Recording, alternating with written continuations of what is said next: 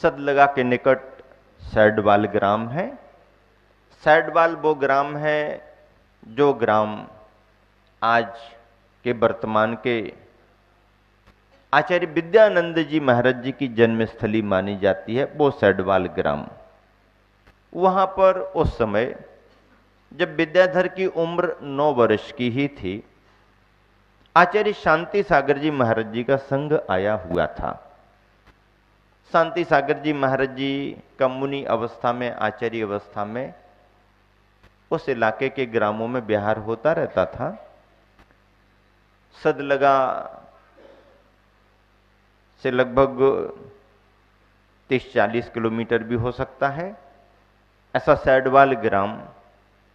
उस ग्राम में जाकर के हमने मंदिर की वंदना भी की, आहारचर्या भी की। क्योंकि ये सारे नगर और ग्राम मुझे इसलिए स्मरण में है कि सदलगा चातुर्मास होने के कारण सन 2009 का चातुर्मास हमारा और एलक जी का सदलगा में हुआ था।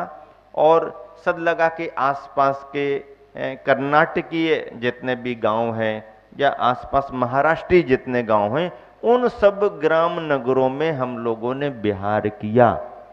2 साल लगभग उस इलाके में रहे। तो एक एक गांव, चाहे शांति सागर जी महाराज जी का ग्राम भोज हो, चाहे आचार्य देशभूषण महाराज जी का कोथली हो, क्षेत्र हो, ग्राम हो, चाहे आचार्य विद्यानंद जी महाराज जी का सैडवाल हो, चाहे आचार्य श्री का जन्म स्थान सदलगा हो, सब जगह है खूब आराम से रह करके। अब आप कहोगे महाराज जी आप हिंदी भाषी वहां पर कैसे अपना काम चलाते होंगे? कन्नड़ भाषियों के बीच में भी हमारी हिंदी चलती रही, हिंदी ही चलती रही। थोड़े बहुत कन्नड़ के बीच बीच में शब्द बोल दिए, उतने ही शब्द सुनकर के सब खुश, बाकी हिंदी में ही।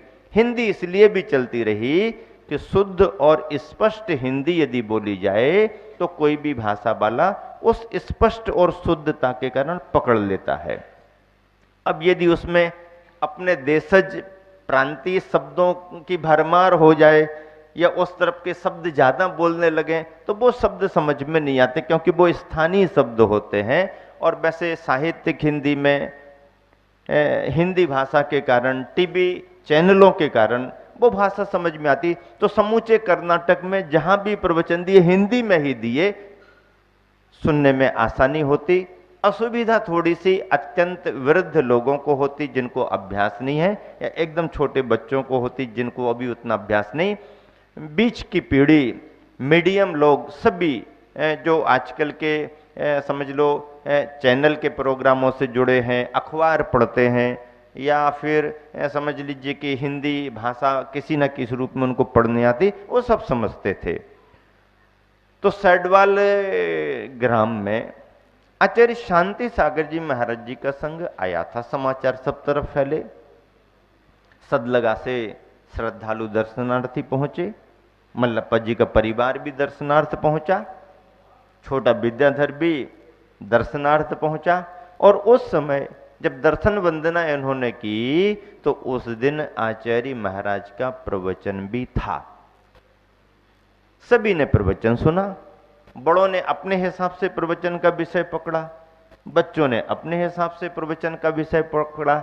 आचार्य श्री जब कभी भी स्वाध्याय कराते कराते कोई स्मृति आ जाए तो संस्मरण के रूप में कहते हैं कि आचार्य शांति सागर जी महाराज जी की सभा में कन्नड़ में प्रवचन चल रहा था। कन्नड़ तो मुझे आती थी, प्रवचन का भाव और विषय क्या था, किस तरीके से उन्होंने प्रवचन दिया, वो तो पूरा ख्याल में नहीं है, लेकिन प्रवचन का भाव मैंने पकड़ लिया। और प्रवचन में जो महाराज जी ने छोटे छोटे प्रसंग कहानियां सुनाई वो मुझे आज भी याद हैं।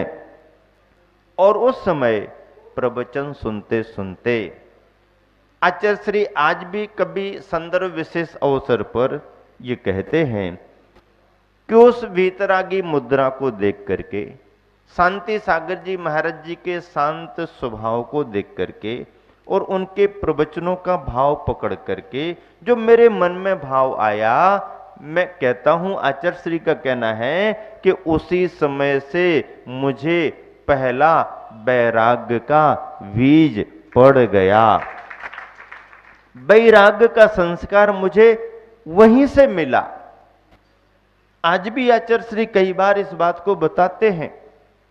इसका मतलब यह है कि आचार्य श्री के जीवन में धार्मिक संस्कार तो परिवार की तरफ से थे ही, लेकिन मुनि महाराज का प्रवचन सुनने से, मुनि मुद्रा को देखते देखते जो भावनाओं में उनकी विशुद्धि आई, उसी समय उनके मन में वैराग्य का प्रथम बीजारोपण हो गया।